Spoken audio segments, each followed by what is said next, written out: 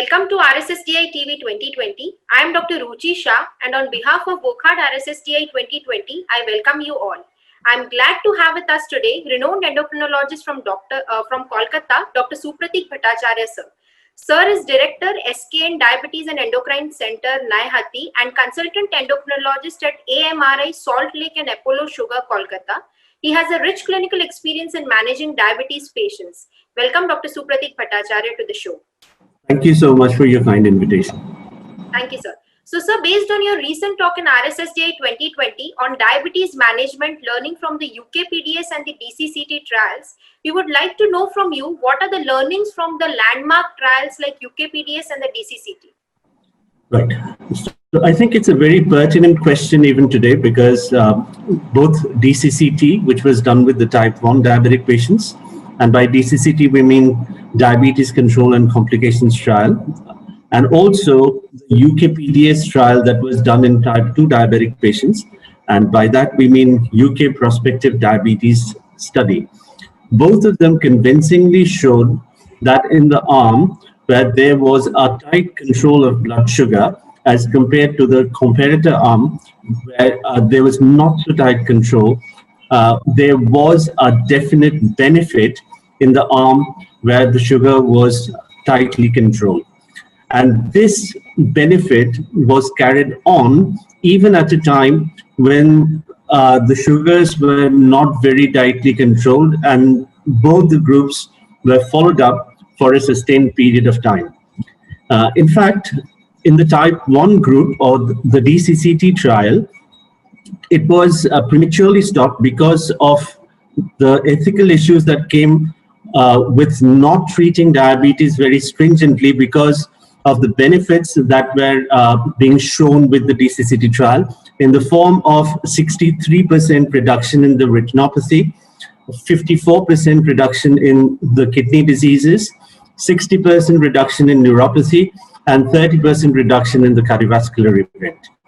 Similar reductions in microvascular complications came out in the UKPDS trial as well, which was done with the type 2 diabetic patients, and there was a convincing 25% reduction in the microvascular complications. However, there was no significant decrease in the macrovascular complications. Thank you so much, sir. So, sir, can you please elaborate what is the legacy effect? Yes, so legacy effect means the long-term health benefits that a person achieves with intensive or tight blood glucose management in diabetes care compared to the standard glucose control. Thank you so much. So, sir, the next question and the last one, what is the relevance of the UKPDS in the modern era?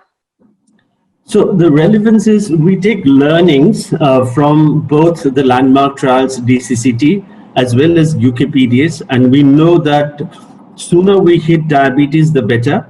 And if required, you can use more than one agent to control your diabetes well, because if you're not taking care of the blood sugar at an early stage, we know there's a dysglycemic legacy that carries on, and that takes a toll on the different organs of the body. And because of that, we know that there is a increase in the complications, whether it's microvascular as well as macrovascular complications that comes with it. So we take learning from that. However, one thing that came out was in the era when UKPDS was done, UKPDS study was done, beg your pardon, we had very limited number of agents like sulfonylurea, insulin, and metformin. However, these did not alter the disease progression or the pathophysiology of the disease. But now we have agents like GLP-1 receptor analogs, SGLT2 inhibitors, for example, which actually intervene the disease progression and takes care of the pathophysiology. So I think we are advancing leaps and bounds in terms of diabetes management, but at the same time, UKPDS and DCCT will have their place in guiding the clinicians regarding the outcomes of the disease and how to treat diabetes better even today. Thank you so much, sir, for sharing your views on the learnings from the UKPDS and the DCCT trial. And stay tuned to RSSTI 2020 for the more recent updates from RSSTI 2020. Thank you very much. Thank you very much, Dr. Shah, for having me. Take care.